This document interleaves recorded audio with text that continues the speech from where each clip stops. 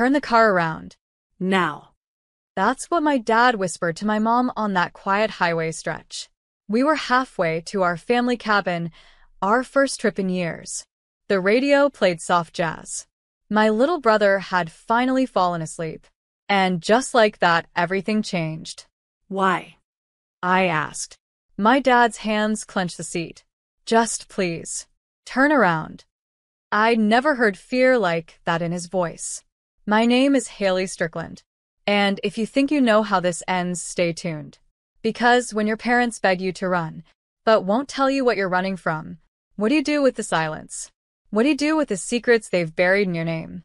The rest of the ride back was dead silent. Except for Mom's breathing, fast and shallow. Except for Dad's eyes in the rear view, darting like prey.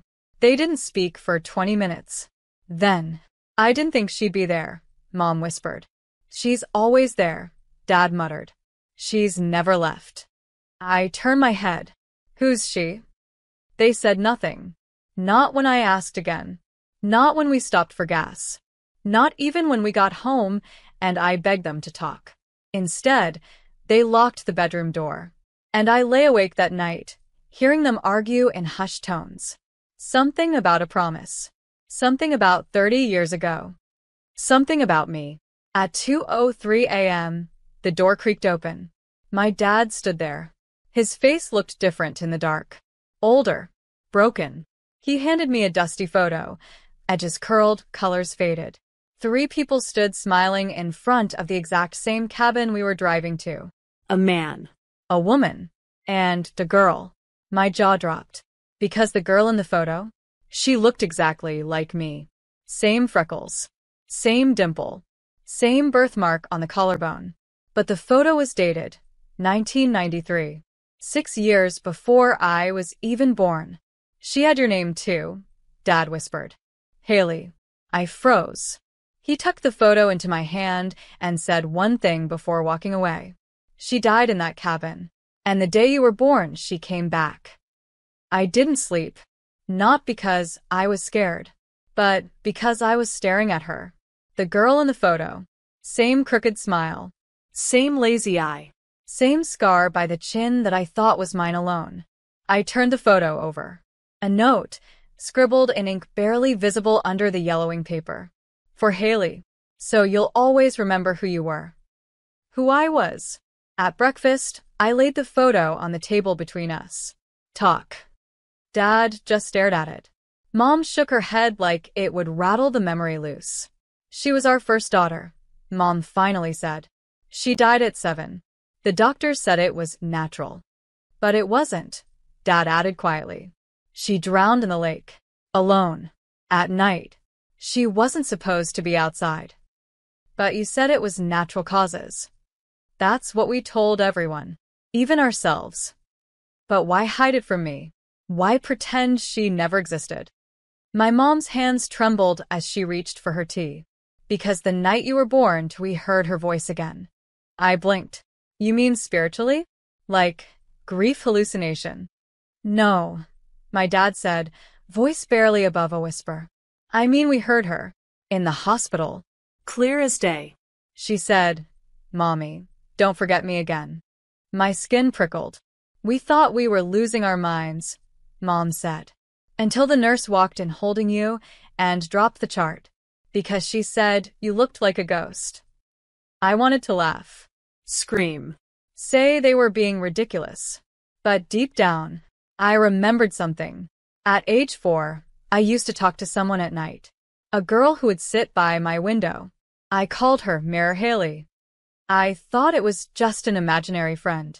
She'd say strange things like, this time, don't go in the water. This time, stay away from the swing. I thought it was normal. Until now. I want to go to the cabin, I said. Both of them snapped their heads toward me. No, Dad said instantly. We left for a reason. I want answers.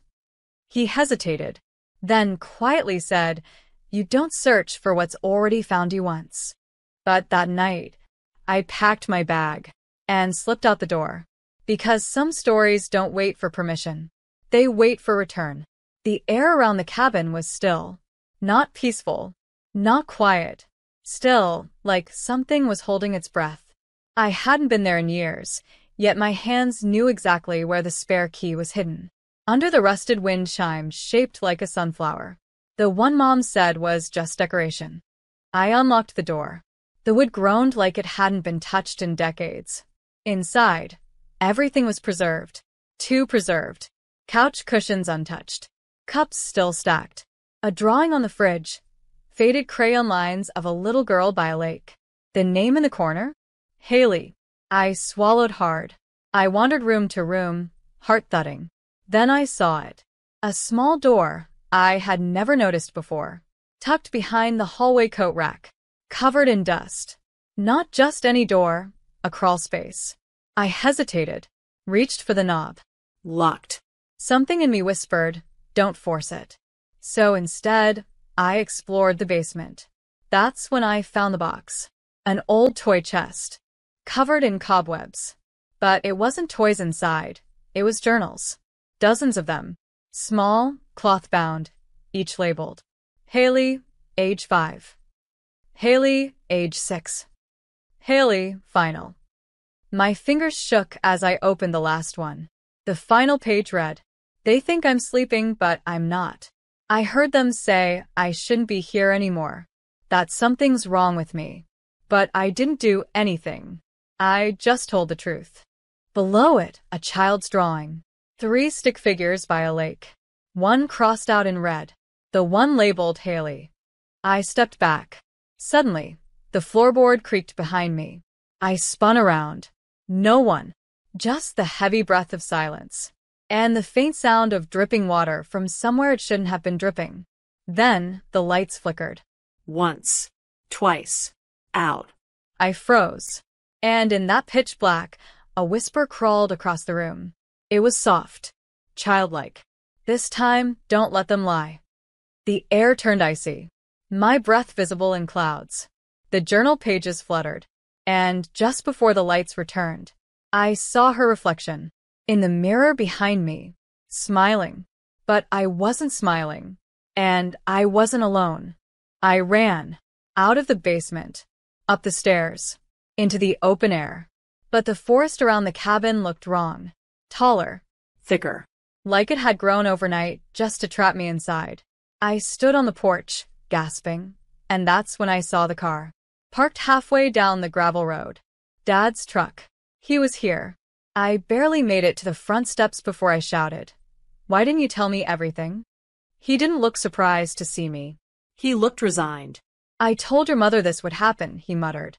"That if we didn't burn it all, it would find its way back." "What is it?" I yelled. He walked past me and into the cabin like he was walking into a memory. And maybe he was. "Your sister didn't drown, Haley," he said. "She was pushed." That word stopped my breath. I found her that night. By the lake. Her eyes wide open. Not afraid. Just waiting. "Who did it?" I whispered. He sat down on the old plaid sofa, head in hands. "I don't know. We never did." But the week after, strange things started happening. The swing outside creaking at midnight. Footsteps in the hallway. Journals written in ink we didn't own. Your mother started waking up with scratches on her arms. I swallowed hard. "Why did you name me after her?" He finally looked at me.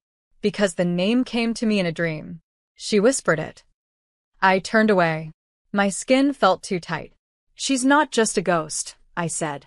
"She's angry. She's been trying to warn me, protect me, or something." He stood and walked to the crawl space. "Whatever she is, this is where it started." He pulled out a small iron key from his pocket.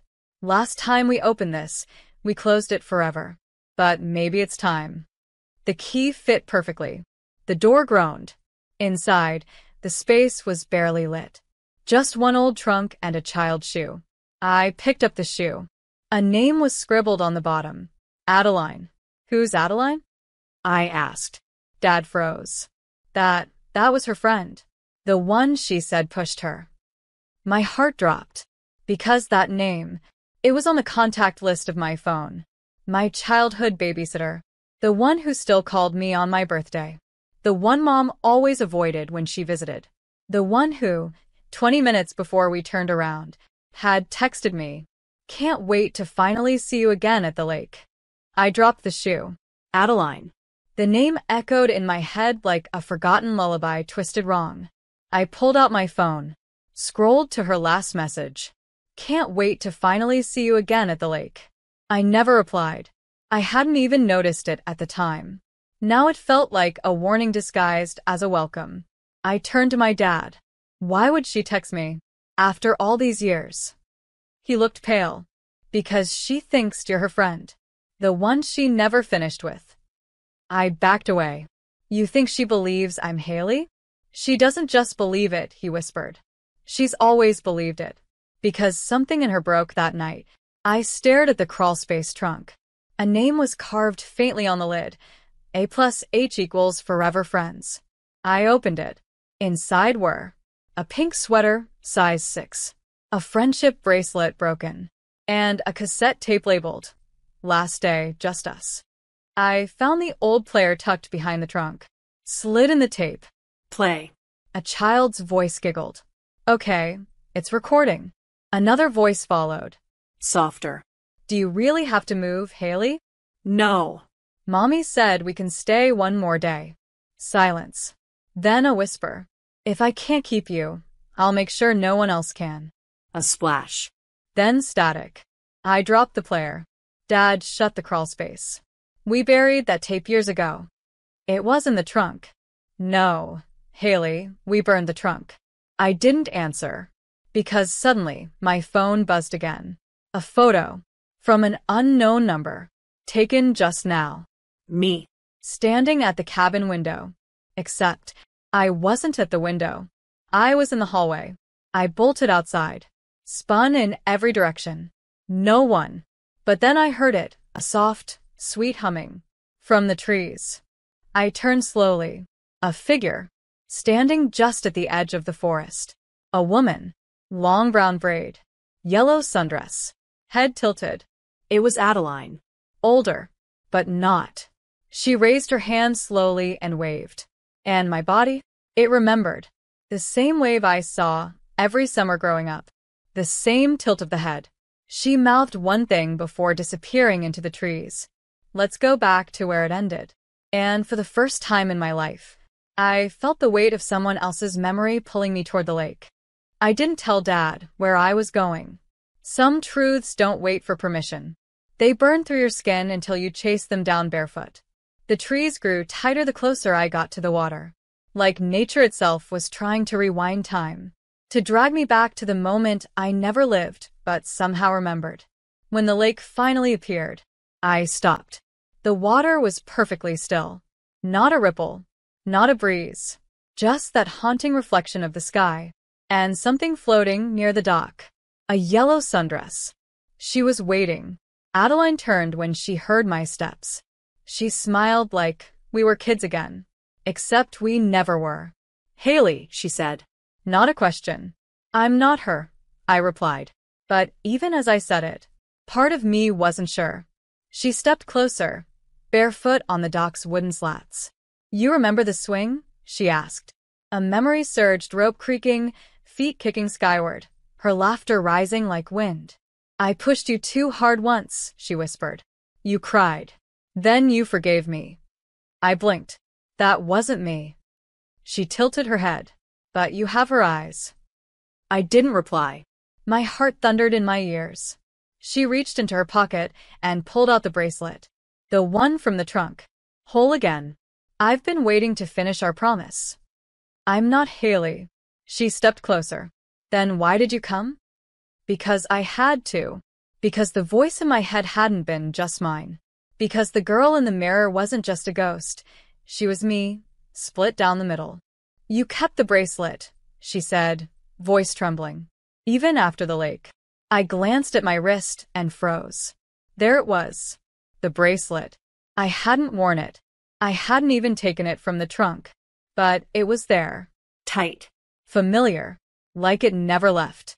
I looked up. Adeline was crying. I'm sorry I pushed you. I was scared you'd leave. Everyone leaves. My voice cracked. You did more than push.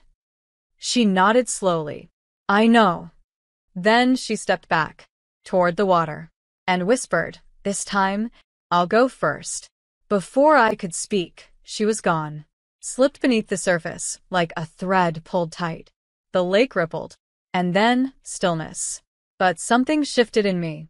I didn't feel her presence anymore, but I felt mine for the first time. The sun was rising when I stepped away from the lake. Light spilled across the trees like forgiveness. But it didn't erase what I'd seen.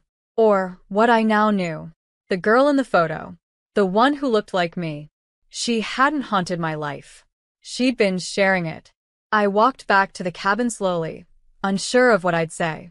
But Dad was already waiting on the porch, holding the journals. He looked up at me with eyes that had carried too much silence. She's gone, isn't she? He asked. I nodded. His shoulders fell in a way that looked like peace, not defeat. She didn't want revenge, I whispered. She wanted to be remembered right. He handed me the top journal, Haley, age 7. Then it's time we told the truth. We drove straight to town, to the old records office. We showed them the journals, the drawing, the cassette tape. We told them there had been another Haley, that she didn't die from illness, that she died alone in a lake, and no one had ever asked why. It took hours. Statements. Tears. Silence. But when it was done, when the report was filed, when the investigator promised to reopen the case, something lifted. That night, back home, Mom sat on the edge of my bed. She reached out and brushed my hair behind my ear like she used to when I was little. I knew, she said softly. All these years I knew. You'd say things only she ever said. You liked the same cereal. You hated the same lullaby. You screamed in your sleep on the same day every year.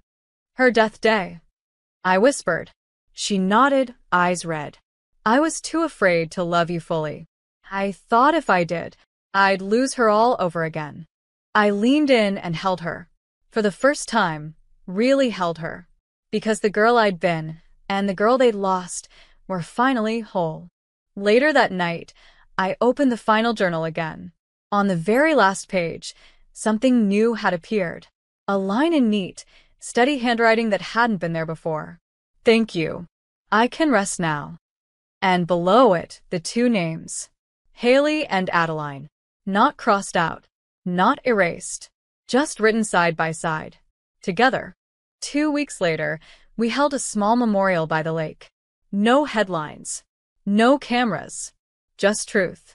We placed a new headstone beside the water, engraved with a name that had gone unspoken for too long.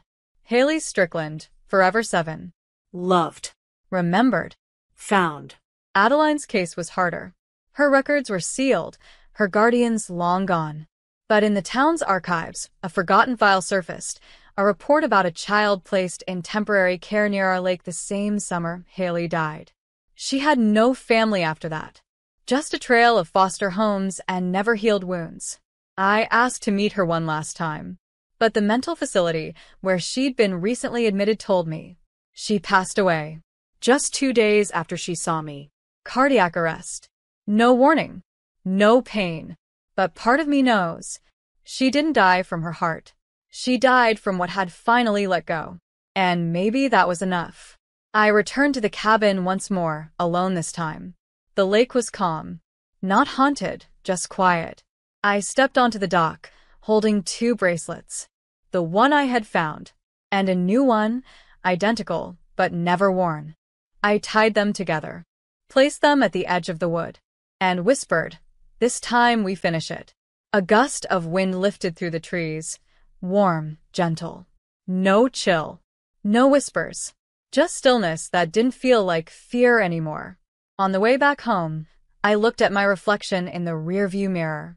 For the first time, I saw only me. No shadow behind the eyes. No weight in the smile. Just a girl named Haley. Still living. Still becoming. Because sometimes, revenge isn't about rage. It's about release. Not punishing the past, but unchaining the truth.